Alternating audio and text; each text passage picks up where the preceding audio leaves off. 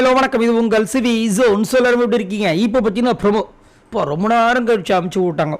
இந்த ப்ரொமோவுக்காக தான் நம்ம காலையிலேருந்து வெயிட் பண்ணிட்டு கிட்டத்தட்ட 2:30 ஆகிப்போச்சு.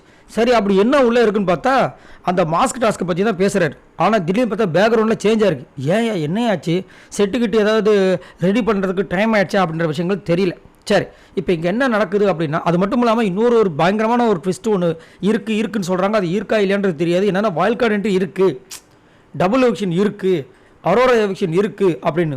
ஒரு சில பேர் தீபாவளிக்கு நோ எவிக்ஷன் இருக்குது அப்படின்ற மாதிரி சொல்கிறாங்க.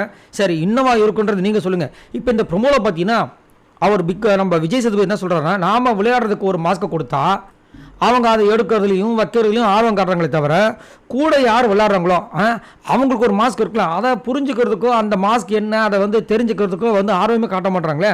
வாங்க அதை பற்றி பேசுவோன்றாங்க. எதுக்காக இதை குறிப்பாக சொல்கிறாரு அப்படின்னா, ஒரு 4 பேர் ஒரு சம்பவம் பண்ணாங்க. மற்றவங்க எல்லாருமே அவங்கவுங்க வேலையை தான் பண்ணாங்க. இப்போ திவாகர்லாம் சுத்தம் அவர் என்னமோ அதை பண்ணிட்டு போனார். ஆனால் விஜய் பார்வதி ஸ்டார்டிங் பார்த்தீங்கன்னா அவங்கள சபரி தூக்குனதுனால செம்ம டென்ஷன் ஆகிட்டாங்க. ஸோ சபரிக்கு கேட்கலாம், கேள்வி வரலாம். ஆனால் விஜய் பார்வதி அதுக்கப்புறமா பொங்குற விஷயங்கள், ஆட்டிடியூட் இஷ்யூஸ், நிறைய விஷயங்கள்ல எக்கச்சக்கமான ஃபைட் வந்துச்சு. ஸோ இன்னைக்கு விஜய் பார்வதிக்கு ஒரு சூப்பரான ஒரு டேவாக இருக்கும், ஜெகஜோதியாக இருக்கும். ஏன்னா போன வாரமே அப்படி தான் இருந்துச்சு.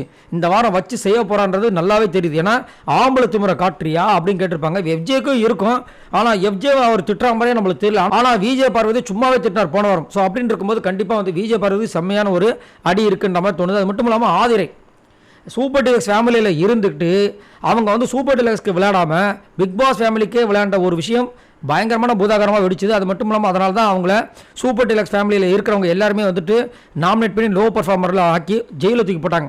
ஸோ கண்டிப்பாக ஆதரிக்கும் இருக்குது, எஃப்ஜேக்கு இருக்கணும் கண்டிப்பாக. ஆனால் என்ன பண்ண போகிறேன்னு தெரியல. ஏன்னா எஃப்ஜே கெட்ட வார்த்தைகள் இந்த வாரம் முழுக்க எக்கச்சக்கமாக யூஸ் பண்ணியிருக்கார்.